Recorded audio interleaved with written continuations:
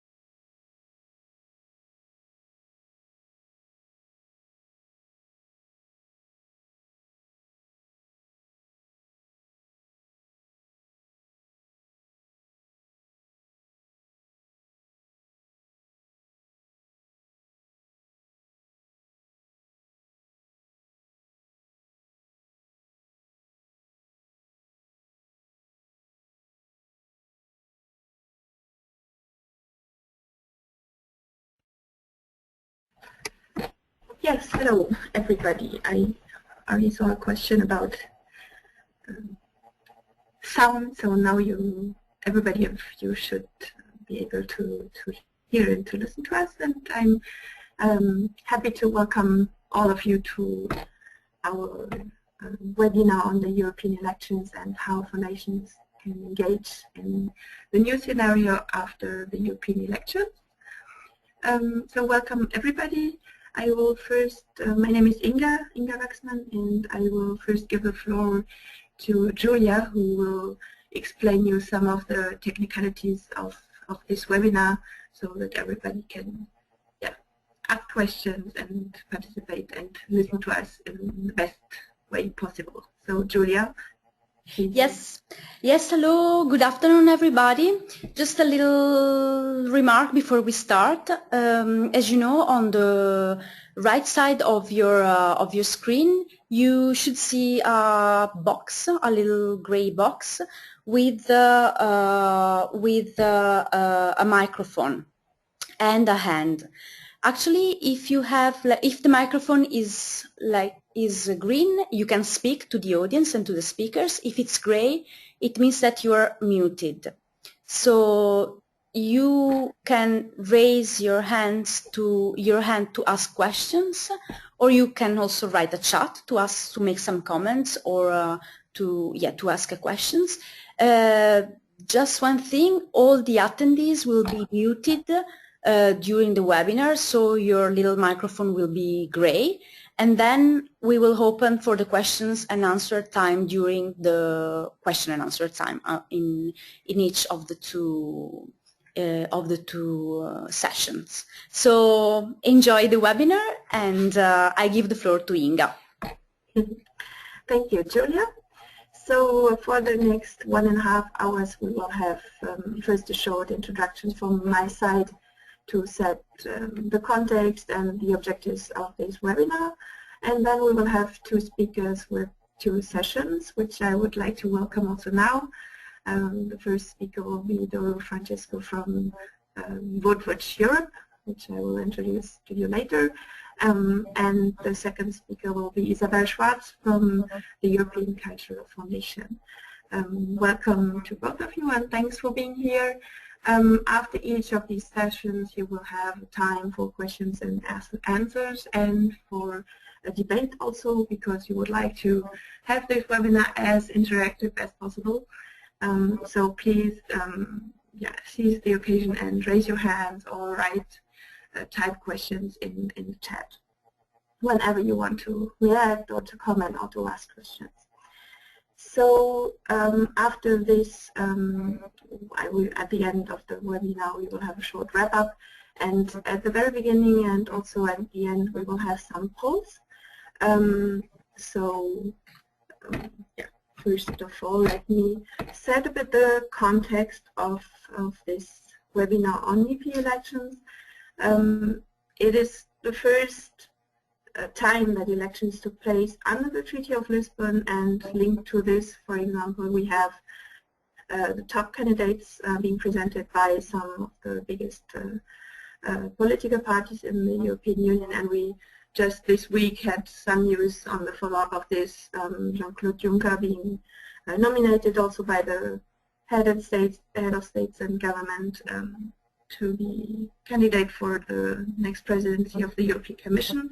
So fortunately, the heads of states and government respected the vote of the European citizens. It's also the first time we have these elections taking place with 28 member states. And it's also the first time, even if in 2009 the crisis already started, but it's the first time that elections took place with everybody being aware of financial and economical, but also today the social crisis being fully there and present in society. So this just for a first context more. In general, concerning elections, we always had, since the first direct elections in '79, more and more decreasing voters turnout. this time this could be stabilized, and I think Doro will comment on this shortly. We also have still the young people in Europe not going to the poll stations a lot, so it might be also a challenge and something foundations could react to. We can certainly discuss about this later. And there are some countries who had really low turnouts, just a bit more than 10%. So even if this quota could be stabilized this year, we still have some challenges in there. And finally, the phenomena of extremist and populist parties are a phenomena that has been a lot discussed before the elections and also just after the elections. And there also, I think, Doro will come to this a bit. As for the objectives of this seminar, we do not want to go in detail of the analysis of the results. All of you could follow this in media, in the news. Some foundations and other NGOs, think tanks, activists produce a lot of papers already. It's not about this. We would like to go beyond these results and also to come even to some next steps from the Foundation's perspective. So what is the Foundation's perspective on the results, on the consequences? Where can foundations become active? Where are foundations already active on the EU advocacy level? And how do we have to change perhaps our activities? Do we have to adapt what we are already doing and how we are doing this? Is it, for example, interesting to go to see and go to meet the new MEPs? When is the right time to do this? Is it useful to use tools like the European Citizens Initiatives, or getting engaged in the setting up of the intergroups, for example? We are right now in the first session of the European Parliament, the first time the new European Parliament comes together. So is now, or when, if not now, the best time to get engaged and to start getting engaged in this new setting after the elections? And what are also other key dates coming up? For example, the International Climate Conference in late next year in Paris.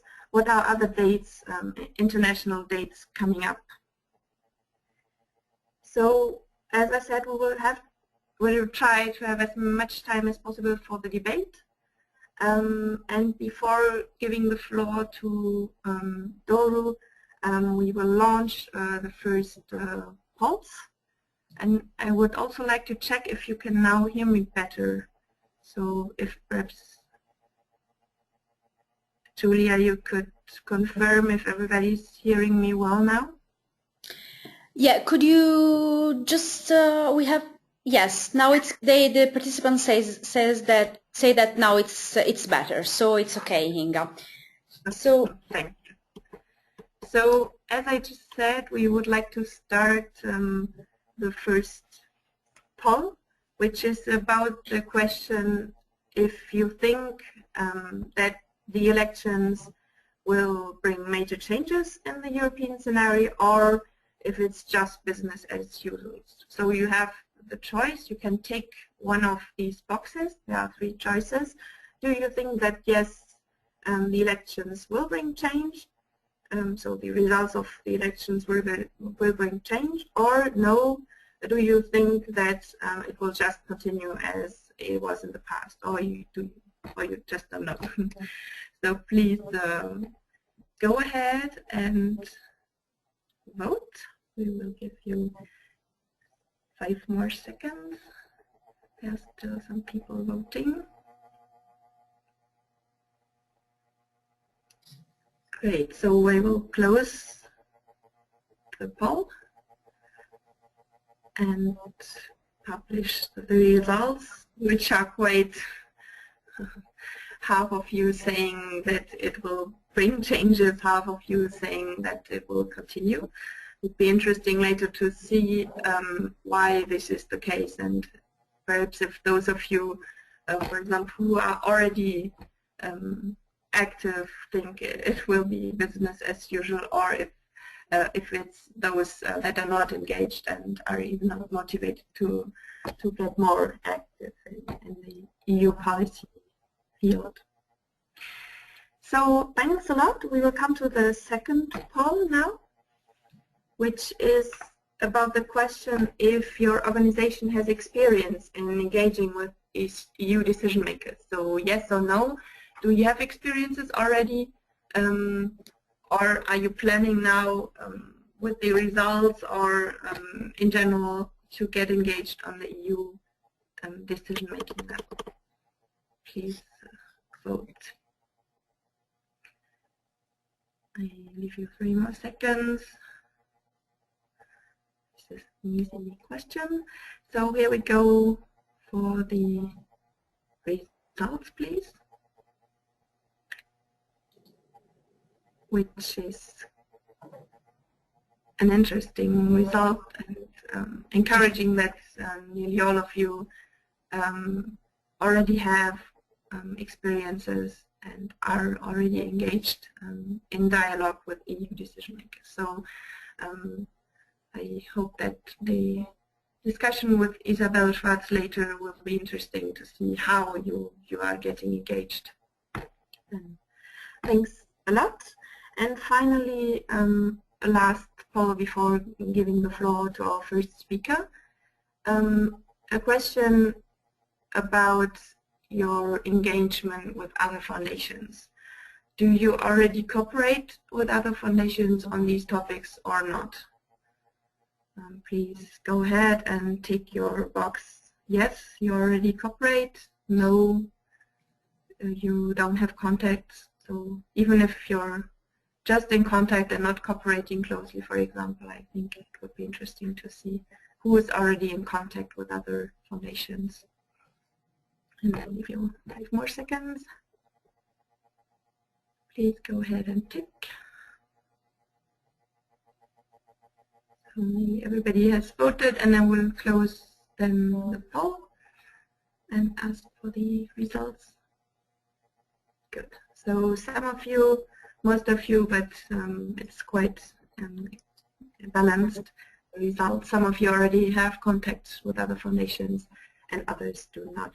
We will come to this at the very end of our webinar again. So please keep in mind your answer, those of you who are not engaged with the dialogue already, and start thinking about if and how you would like perhaps to get in touch and get in contact with others, with other foundations, if they are in here in the webinar or others out there.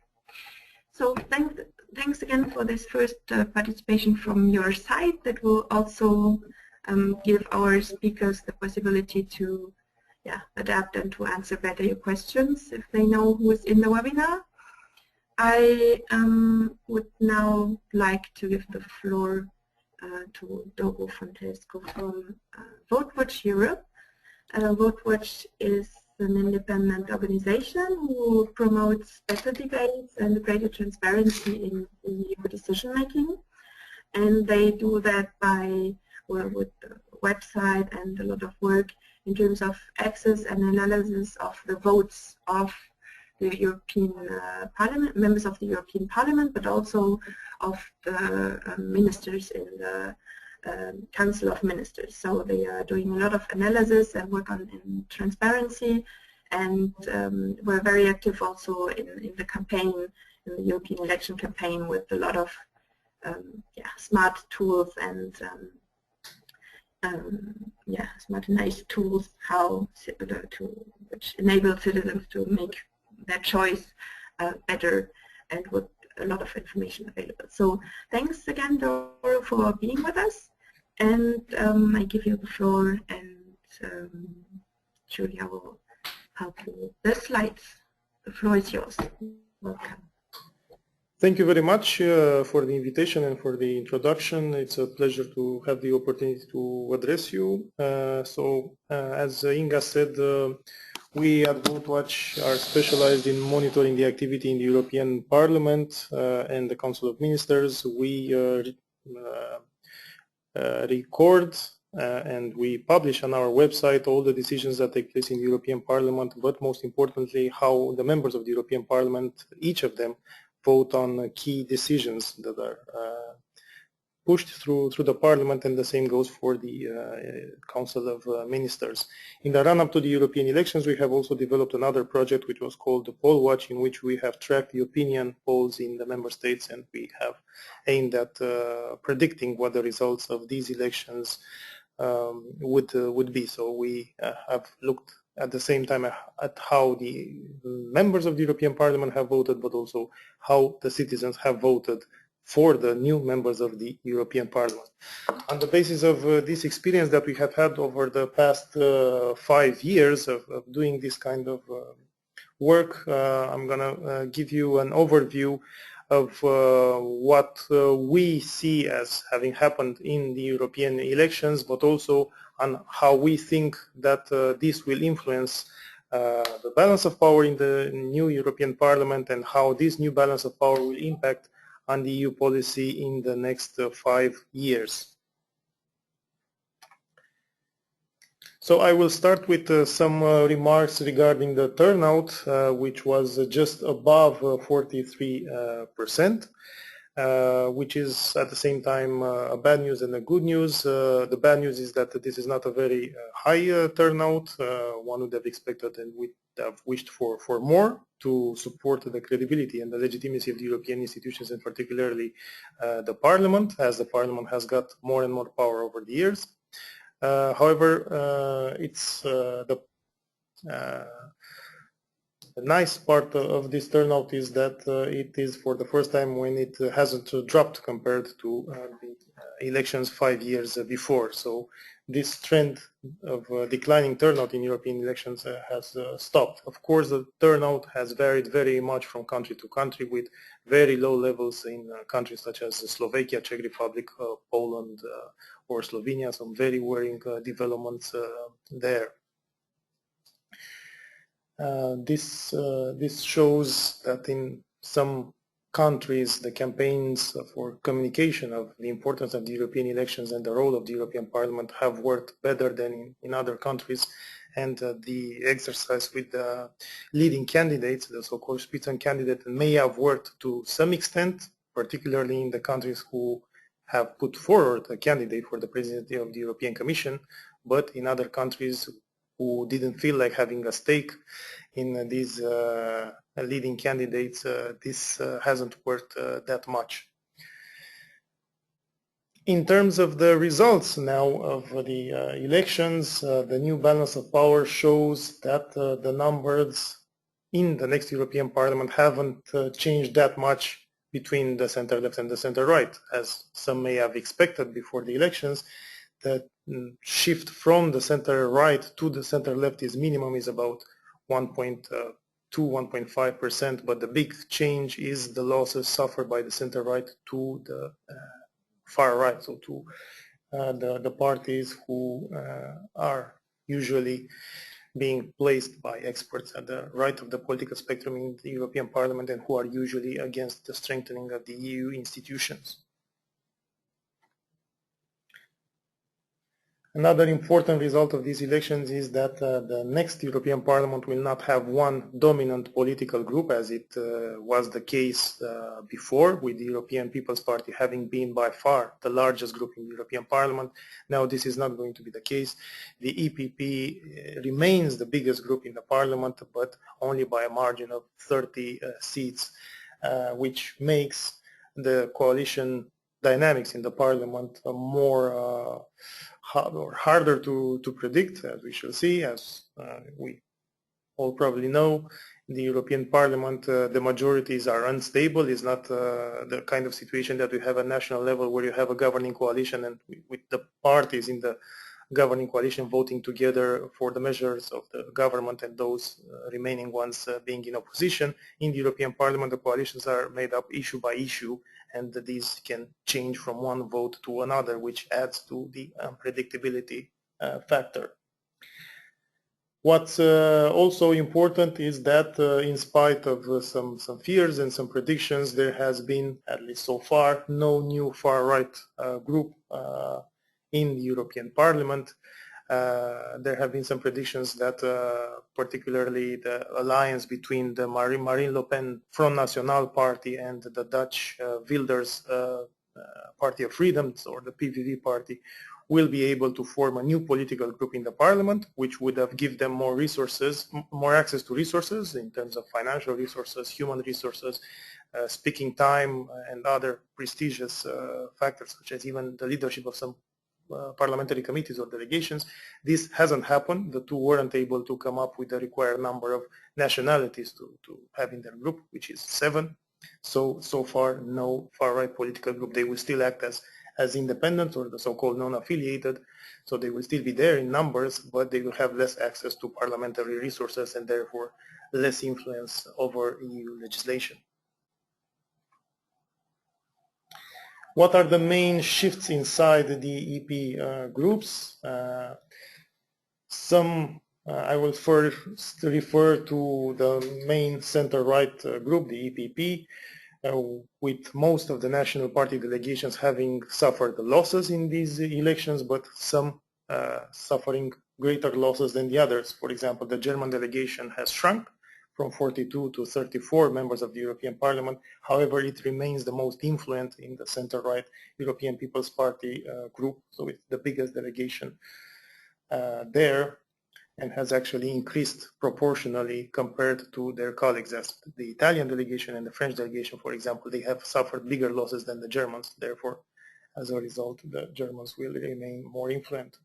In the Socialists and Democrats group, the main center-left group in the parliament, the Italian delegation has become the biggest as a result of the success that they had in Italy. So Renzi's party in government in Italy has had a very good score, and their delegation is the biggest now in the Socialist and the Democrats group, ahead of the German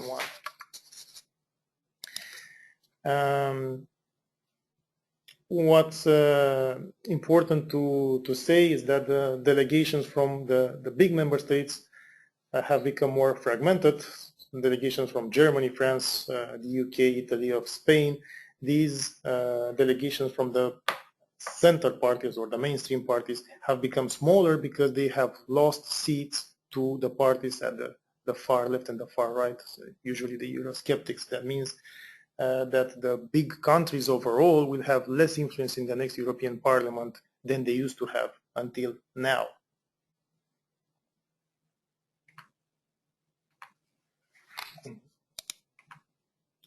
Now the big question is, okay, so how will this impact on the EU policies, or at least the positions that the Parliament as an institution will have in shaping the EU policy in its relation with the Commission and the Council? And we have come up with a number of predictions. We think that the next European Parliament will be somewhat less supportive for strengthening the EU powers than the Parliament who has just ended its term. So there will be somewhat less support among a majority of MEPs for strengthening EU institutions, the agencies, or for the EU budget, such as making the budget bigger, the EU budget, or making it more flexible.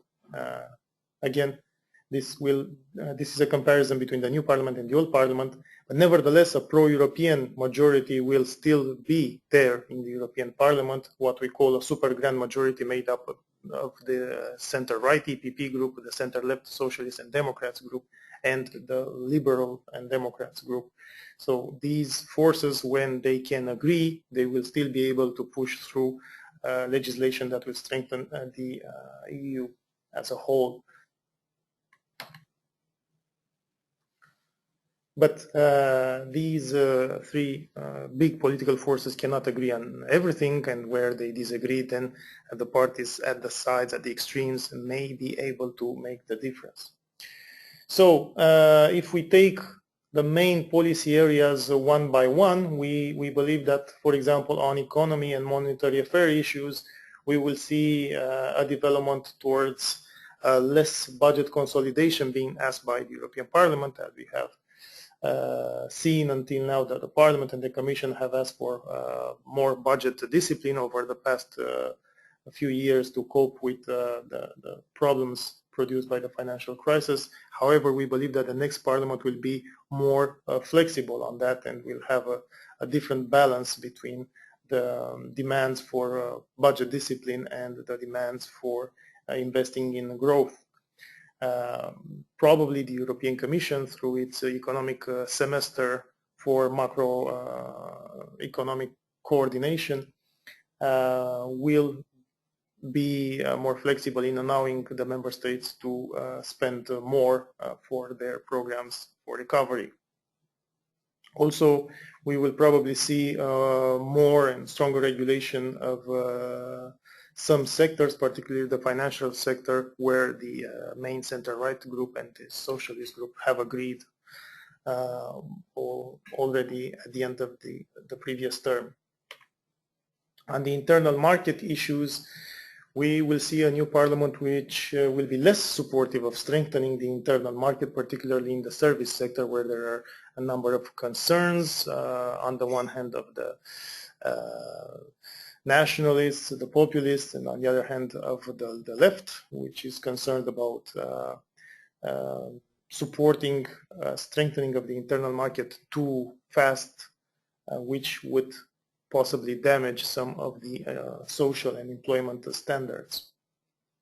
So the new proportions in the parliament will make it more reluctant in speeding up the process of integration of the internal market, particularly in services. On energy issues, the next parliament will probably be more supportive than the current one for creating a pan-European energy infrastructure due to the necessity of creating an independence of the Union in terms of energy, also related to some of the developments that we have seen on the eastern frontier of the EU, but also as a result of the need for decreasing the prices on energy. And this is also related to the developments on environment policies, the results of the elections. So the new balance of power in the parliament will shape certainly the proposals which will come from the Commission. We are probably going to see a more step-by-step approach towards environmental targets, such as reduction of CO2, energy efficiency, and in general climate targets, and not something very, let's say, spectacular over the past few years. The Commission will have to be careful when drafting legislation to see if indeed its policies are likely to meet a majority in the European Parliament. The majorities in the Parliament, again, are going to be more unpredictable this time around, and we will have to wait a few months to see what the positions of the new MEPs are going to be. On civil liberties, here the situation will become a bit more complicated, particularly in what regards migration. We have almost 30% of the new parliament being made up of MEPs who are concerned about strengthening the EU institutions in general and strengthening the basic principles of the EU, such as freedom of movement, and particularly freedom of movement of persons and of labor. So these new MEPs coming from parties such as the Front National, the United Kingdom Independence Party, Dutch Freedom Party, these are all opposed to internal and migration, and therefore this issue is likely to be more often in the debates in the European Parliament. These MEPs are going to make more noise to address this issue negatively, being put as a problem in the parliamentary arena, but also do the same in their national capitals, as now they feel reinforced, and in order to put pressure on their national governments when implementing their national policies, but also when these governments or their ministers meet in Brussels. So this will make, this will weaken, at least in the short run, the positions of the governments who would want to protect this freedom of movement of persons. These parties, protectionist parties, are going to probably ask for the reintroduction of border controls and to try as much as possible to force their governments into accepting such moves. On foreign affairs, lastly, most of the newcomers to the parliament, particularly the Eurosceptics or the anti-Europeans, are opposed to strengthening the EU's involvement abroad, and particularly in the East. As you may have seen from some of the reports in the media, the nationalists in the European Parliament don't support EU's involvement in Ukraine, for example, or in the Eastern neighborhood, and they will try to oppose it from the European Parliament as much as possible, and to try to put pressure on the mainstream MEPs to not support such measures. All right, so now from a different perspective, what are the next steps now that the new MEPs have taken office? We are now in the stage, in the week of the election of the European Parliament President, which has just taken place yesterday, with Martin Schulz, the leader of the Socialists and Democrats, being elected or re-elected the President of the European Parliament for the next 2.5 years as a result of the negotiations between the Socialists and Democrats and the EPP. And the Parliament has also elected yesterday its 14 vice presidents, and now there will be negotiations for the chairmanship of the parliamentary committees, which will formally be attributed to each of the political groups in 2 weeks' time. So formally we will know who the chairs of the parliamentary committees are going to be in mid-July. At the same time, the Parliament will vote for the new President of the European Commission, which is likely to be a rubber stamp operation for appointing Jean-Claude Juncker as President of the new Commission, and then Jean-Claude Juncker will have to come up with his proposals for the new commissioners coming then to the hearings in the European Parliament in September before being formally voted into the college by the Parliament in October. So lastly, just to give you an approximate figure of the new MEPs, half of the MEPs have changed as a result of these European elections. That means that half of the new persons populating the European Parliament are new to this EU decision-making process, and they will start learning how it works, but also what the policies of the EU are about in the next few months. They will also be keen to know not only what the European Commission and the institutional stakeholders want and what their agenda is for the next 5 years, but they will also want to know what the social and economic stakeholders want to be the priorities of the EU for the next 5 years. In other words, at the time to meet these MEPs is probably now or in the next few weeks, in the next few months, before September, before October, as these MEPs are now shaping up their views and their priorities for the years ahead. And we at VoteWatch, we have already updated our website with the profiles of these new MEPs, and as soon as they will start voting, we will also know what their views are, what their political preferences are on any issues, and we will be able to provide this kind of information already in this month if they start voting, or if not, at least starting with September. Right. Thank you very much. Hope this will be useful, and I look forward to any questions you may have.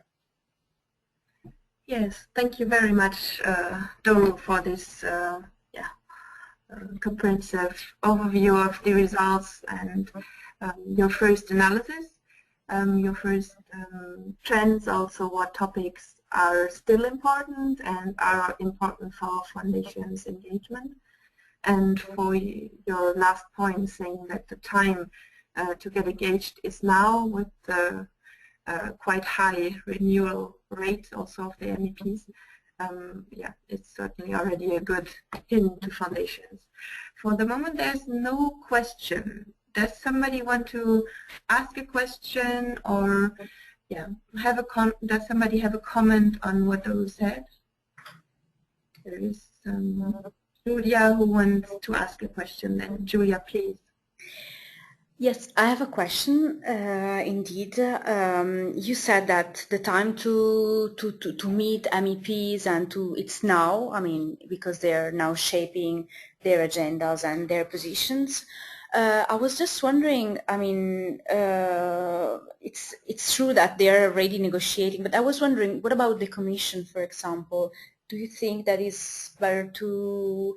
I mean, it's already the time to like start looking into the Commission agenda, or it's better to like wait until November and wait until the new College of Commissioners is established and has its mandate? Well, I think that while the MEPs have already taken their office and now they're starting to shape their positions and their priorities, for the commissioners we don't know them yet, and we will have to wait until Jean-Claude Juncker proposes them, so we know exactly who the persons are. But then, as I said, these commissioners will have to come to hearings in the European Parliament, and during the hearings, what they will have to do will be to put forward their priorities, their agenda, their positions to the parliamentarians. So I think that the best time to talk to them would be before these hearings, before they make up their platforms and before they come to the parliament. So they will come to the parliament in September to propose their priorities. If possible, the contacts would be good to be made by then. If not, at least after they are appointed and start their work in early November. Thank you, Doro. Perhaps we might prolong this question to the one, is the European Parliament, are the MEPs the right persons to contact and the most important to lobby with, or will it be the Commission, will it be the other posts linked to the European Parliament elections, the High Representative, etc. So is the European Parliament, are the MEPs the most important persons to get in touch with as foundations?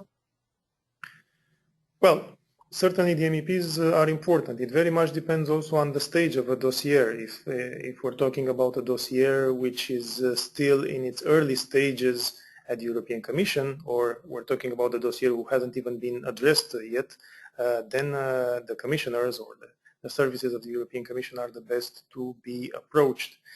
If, on the other hand, we're talking about an issue who has already been dealt with by the European Commission and the dossier is now on the table of the parliamentarians, then the MEPs are the best persons to address, and particularly the MEPs who lead the specialized parliamentary committees. We will know that in a couple of weeks' time. The political coordinators of the groups in these committees, they are very important, and they will certainly be able to shape the legislation as well as the rapporteurs. We will have to see what happens with some of the rapporteurs, because some of them have lost their seat in the European Parliament, and these will have to be changed. So this will have to be tracked. But certainly the MEPs have had more and more influence over the decision-making process, as we have just been proven by the Parliament being able to push through its candidate, basically, in the person of Jean-Claude Juncker for the presidency of the Commission. This shows that the Parliament does have a force, and also that the Commission will be as a whole more responsible, more accountable to the Parliament than it has been until now. So the parliamentarians will be quite a powerful force. Yeah. Thank you. There's one question from the United Nations Foundation. Thank you for this, which is about European development policy. And the question is that last year Barroso named 2014 the Year of Development and promised to keep moving the international development agenda forward. When we now take the upcoming and incoming Commission President and new commissioners and the new Parliament, the question is if the international development commitment from the EU will change or not. Well, I don't know whether this will change, but I can tell you what the new pressures are going to be. They said that the Parliament in general will be less favorable to strengthening EU institutions, and I also talked there about the budget of the EU, and a part of this budget goes for development policies. Therefore, with more nationalists in the European Parliament who try to push for the so-called national interest or the selfish national interest, this may pose a little bit of a problem to the EU when spending development funds abroad and when shaping its policy. So this development policy will be a little bit more under pressure than it used to be, and all other things being equal, it may be affected. Of course, if there are other factors which lobby from the other side, then that may counterbalance this pressure from the nationalists. But otherwise, development policy may be negatively affected. Okay.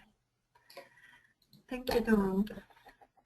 I don't see any other questions, so I suggest to move on and give the floor to Isabel Schwarz, after which we'll still have time to discuss. So welcome again, Isabel, to this webinar, and Isabel is Head of Programs and Advocacy at the European Cultural Foundations. And this foundation is based in the Netherlands, and she might present rapidly also the foundation later, because it's important to understand their work and the examples and the best practices she might give to you. So welcome again.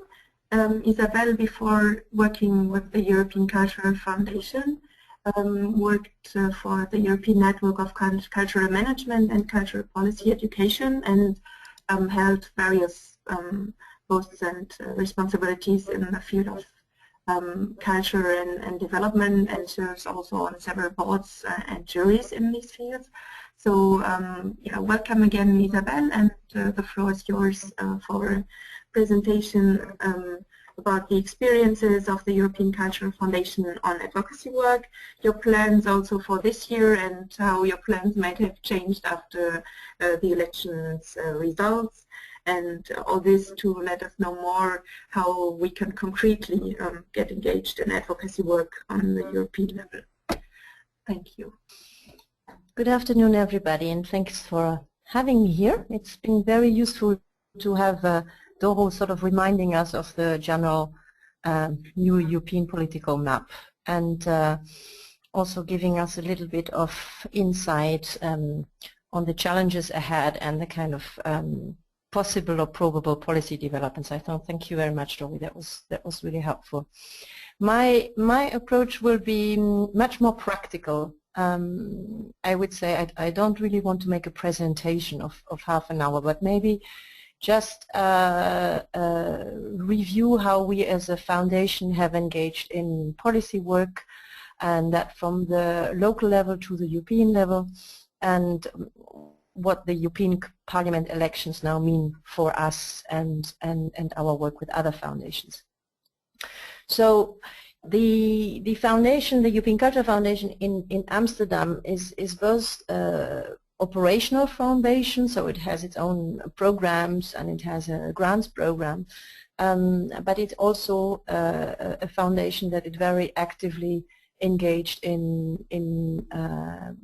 policy development, not only in the field of arts and culture, but increasingly in different other policy areas as well. And that can, for example, tackle issues of social justice, migration, integration, external policies of the EU's competition, the digital agenda, and so forth. And why I think this is important to mention is that a lot of lobbyists or NGOs doing lobby work or advocacy work have had over the years the tendency to engage very narrowly in their specific policy areas, which have been successful to some extent, but that we now increasingly see that in order to have substantial societal change for what also the European institutions stand for, you need far more cross-sector, cross-political parties engagement. And I think that's rather fascinating time actually for foundations also to engage with advocacy work, because it opens really the kind of new territories, I think, for foundations, both in terms of the partners to deal with, the kind of policy priorities to be engaged with, and also the different alliances to engage with. So, for example, when involved in one project which is called More Europe, which was looking at the EU's external relations strategy, and there the starting point is arts and culture, of course, like what kind of relationships do we want to foster and facilitate as Europe with the broader world. But on the other hand, this is absolutely not realizable if you don't connect to other policy areas engaged in this. So again, this can have issues of trade, like now for the TTIP, of course. This is very important that arts and culture has also a contribution to make, or foreign policy, security policy, and so forth. So that's just as a background to see like how our advocacy is actually engaging in much more cross-sectorally than we ever did. The other thing I wanted to say is there was a lot of attention, of course, because of the focus of the seminar, the European elections, the Parliament elections, around the Parliament. But I think for foundations' work to be successful in terms of advocacy, it needs to have a much more integrated approach in the way it engages with policy. So it means, yes, definitely, very, very importantly, engage with the European Parliament members, notably, obviously, with their nationals within the Parliament, but also equally importantly, I would say, with other European institutions like the European Commission, and also very importantly with the European presidencies. And here, for example, we launched several years ago a campaign across the culture sector, so with NGOs, independent organizations, foundations, networks, digital platforms, which was about giving culture a more a greater stance within policy making, which was called the We Are More campaign. And before that, 70 Cents for Culture campaigns. This was a sort of two consequent campaigns with the different parliaments in place. And there actually, I think the most efficient way of working was actually tackling the 6 months EU presidencies, that they actually embed your campaign goal within their own priority setting for the 6 months they have, while at the same time facilitating negotiation, conversation between the Parliament and the Commission and the Presidency. So I think the ideal advocacy setup, if you want, is the Parliament, the Commission, and the EU members through the presidencies or through the representatives of where your foundation, for example, is based. So in our case, it is definitely what worked the best. If we refocus now around the European Parliament election, maybe to give you a taste a bit of what the foundation engaged with, because this is the subject, and how it has been doing it. It launched, or it was involved in 4 different initiatives prior to the European elections in terms of facilitating citizens' engagement and raising your voice in this conversation around the future of Europe. And one of them was called Radical Democracy.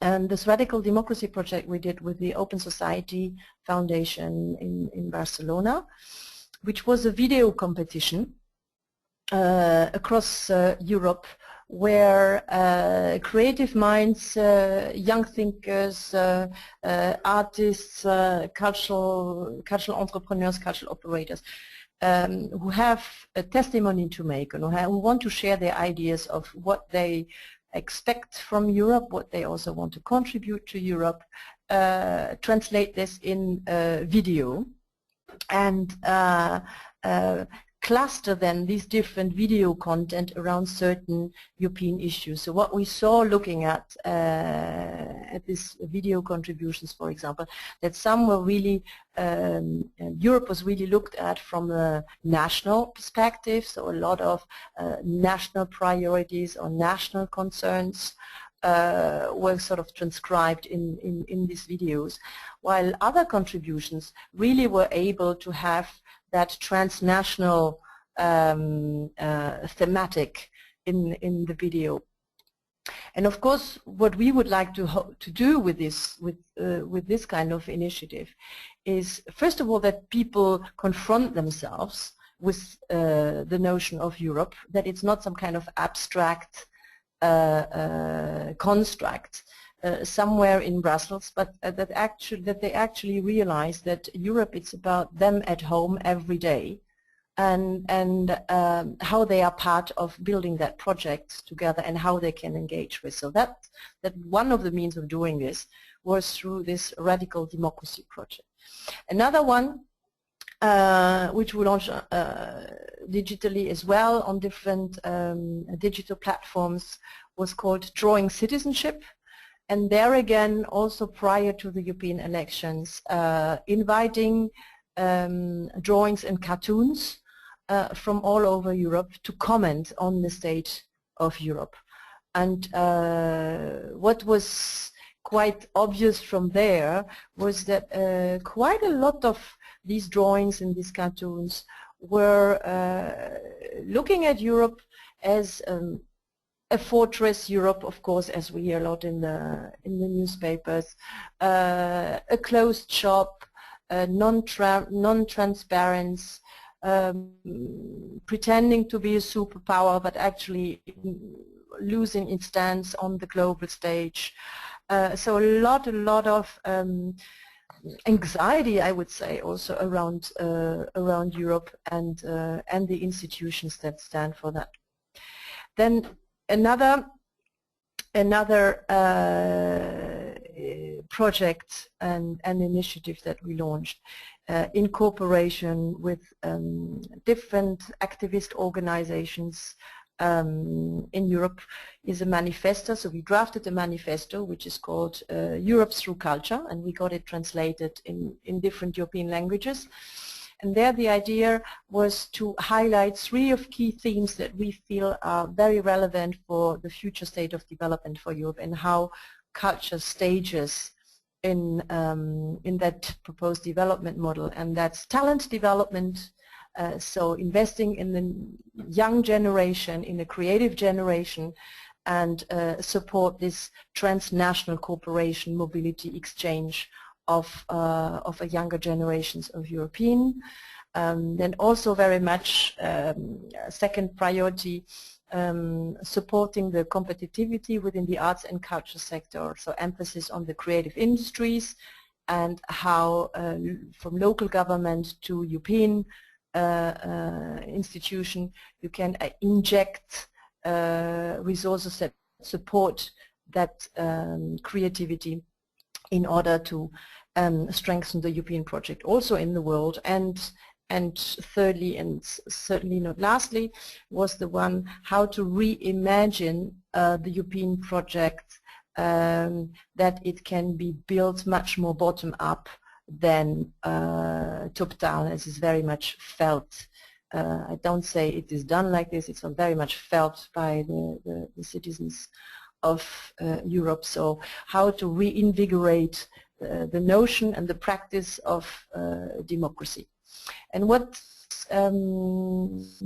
this last, for example, initiative is useful to in the current context is that it's actually a tool for people who believe in the value and the contribution of culture as a key contributor to this European project, can use this manifesto when approaching their decision makers, be it their decision makers on the local level, where it concerns influencing of this local funding, for example, or local priority setting, or setting up new programs by local government, and up to the national level, and then the European level. So it's a whole set of recommendations that can serve again as a tool for activists, advocates, when they approach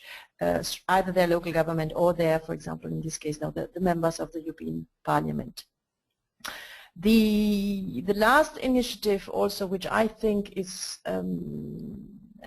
very, very relevant in that current context post European Parliament election, it's called the New Pact for Europe. I don't know how many people actually know about the New Pact for Europe, but it is a collaborative project of 10 foundations and the European Policy Center in Brussels, which is built around the idea that, well, it's not actually business as usual. It could look like through the repetition of the seats within the parliament that basically there's not much shift as we saw between 2009 and 2014. But actually the difference is that if the citizens of Europe continue to not believe in this, or not believe in the capacity of the European institutions to reinvent the project, it will really cripple at some point. So this new pact is actually the idea of creating a new pact between the citizens of Europe and between the decision makers, and ultimately also between the member states about what kind of Europe they actually want. So not the Europe of austerity and not the Europe of growth and new employment opportunities only, but actually a Europe of an open Europe, an inclusive Europe, and democratic Europe. And how you actually achieve that is only by getting the ideas, the input of the people on the ground who are actually practicing Europe on a daily level. So there's a whole set of scenarios that were developed by a high-level group. There was a reflection group, an advisory group, younger generations group. So all these different inputs materialized around the preparation of a new pact with 5 different options, where citizens then and policymakers had to choose from, to debate first and to choose from. And these five different options range from option 1, going back to basics, so absolutely not further enlargement, not further integration, just stick to the essentials of what the European Union was thought for, to option 4, which is the leaping forward. We only can save this project, so deepening integration, greater foreign and security and defense policy, greater competences to the European institutions, and so forth. And then there are the different gradings between this. So option 2, about consolidating past achievements, option 3, moving ahead ambitiously. And so there were these different options that were debated. And the last one, the fifth one, is actually the one we as the European Culture Foundation were the most triggered by, which is changing the more or less Europe to the creation of a different Europe, again around the paradigm of greater solidarity, greater inclusiveness, greater democratic participation. And this idea is that we need to create a new development model for Europe whereby these cities have a stake not only, but have a real valued contribution and a real influence in that way, which is far beyond the ballot box. And there were more than 45 events organized across Europe, so national debates around these 5 scenarios. And what was interesting to see the outcomes of this is that there was a lot of sympathy with this 5th option about this different kind of Europe with Europe bottom-up, but no one really could imagine how this would materialize institutionally. And so what we would like to do in the months to come is to work with our different partners. So it can be networks, it's foundation partners, it's people like around this web seminar, for example, who are interested in the scenario and stage setting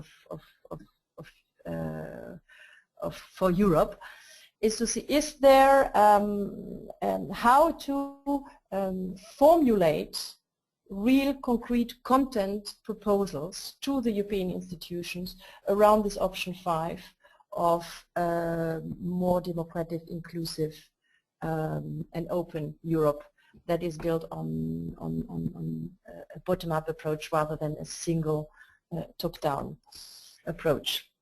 And so this is what we're, for example, discussing also with some of our grantees, where it comes to links of our, to other of our work as the foundation, is not disconnecting this kind of initiative from our other work, but actually using all our resources and all our channels to advance this European reflection. And that's something that I just would like to say at the end. For now, is that there is maybe a lot of transnational thinking happening, but I wouldn't say there's a lot of European thinking within the different activities of foundation. I think this is starting to take ground, but there is still a lot more to be done. That a lot of foundations are still very much focused on either their local or their national context. They might have a European program, they might have a European officer, but it's definitely not embedded throughout their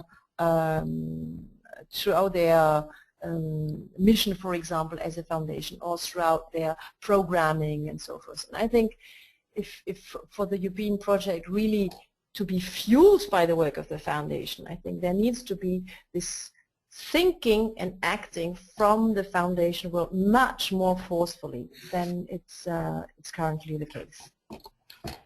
Thank you very much, Isabel. You talked a lot about projects that are partly, or you talked about the national level and the local level also being important, and now at the very end about that, talking about the European project.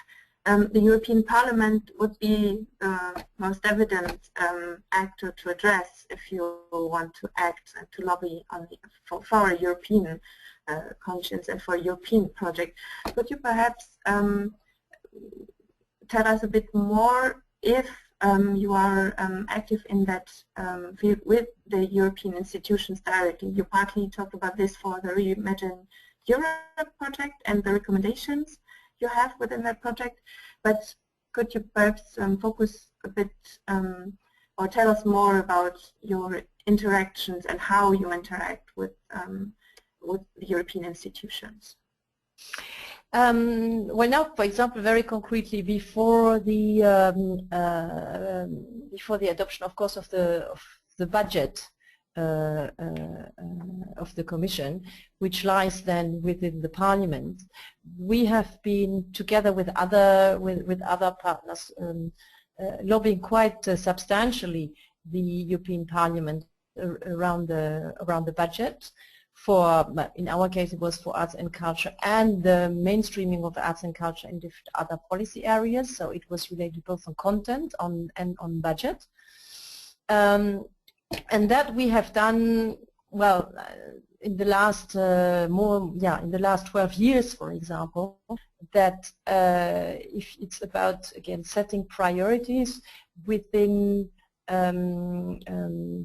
for example, the culture committees we have, or you have, of course, all the sectoral committees, we have very, very closely worked with parliamentarians, not only, and this I think is important, it's not only for, how can I say, it's not in the kind of lobbyist way that you say, you know, we want this percentage and this is non-negotiable, but it's very much in terms of shaping minds.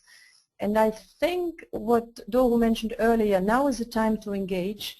Indeed, 50% approx of the members of parliament are new, and in this case, I mean, people who have worked with the parliament for many years are maybe more advanced now than themselves, how things work. So they are actually, they will be desperate for getting ideas, getting content, making the connections, and that's a very healthy, I think, situation. So it's not that you come and you beg for something, but that you are actually part of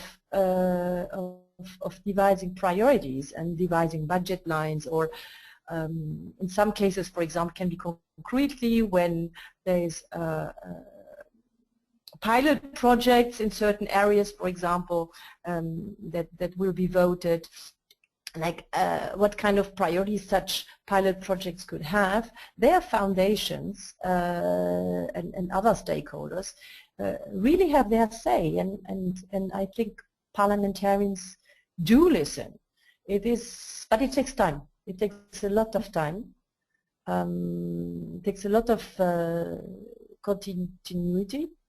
So it's not, you know, you have a negotiation, this is it. I mean, it really takes years. And of course, then every 5 years the parliament changes. But what I mentioned earlier, I think also is again the interaction or the bridge building between parliament, council and commission. Is that if you are able to have a very strong alliance around certain topical issues that you want to pursue on European level, and that you engage then equally forcefully with these three institutions, I think that's the greatest ingredients of success. So it's, as I said, it's the parliament is highly important, and people will come to open ears, I think, but it's not enough. Mm-hmm. Yeah. Training MEPs then as a task and first step. Co-sharing. Co-sharing. Yeah. Thanks for this. I just wanted to ask again if there are questions. There was one about if we can share the list of the projects you just mentioned, and we certainly will be able to send a list to everybody after this webinar with a list and more details of the projects you mentioned. Perhaps also for the last one you mentioned about the new Pact for Europe, if it's still possible to join, or for other foundations, as it's a cooperation of foundations, that might be interesting to have a short comment on this from your side. And there's Julia, who has also a question, but don't hesitate to ask further questions if you have. Julia, please. Yes, I was just wondering, you mentioned indeed that, I mean, you have like half of the parliament who has changed compared to the previous mandate. And I mean, and this year, I mean, there will be a transitional period for also the other institutions. And I was just wondering, concretely, so as far as understood, you want to build alliances also with other stakeholders to dialogue with those new part of the institutions. And I was wondering indeed which are the concrete steps until the end of the year, if you already have a planning or if you already have an idea, for example. Yeah, I mean, if you have it, well, we already have, for example, had last week, for example, a small roundtable with some MEPs, which around this culture and external relations, because as we know that there will be a new High Representative by November. And of course, yes, for you to know is, for example, also very concretely, is this culture in the EU external relations. When we started this several years ago, people were really saying, well, you know, we deal with really important issues. We deal with defense and security policy. So why do you come with culture? And now the climate had, I hope it will continue this way, and not necessarily close up as Doru mentioned the possibility. Now actually there is comprehension among some of the parliament members and within the Commission and within the External Action Service that culture is actually a core element for any foreign policy. And this is to give you sort of insight about how you can move from being completely periphery, if not even out of the periphery, I mean really like not being taken seriously at all, to become associated in the thinking around a strategy, a new foreign policy strategy that includes culture.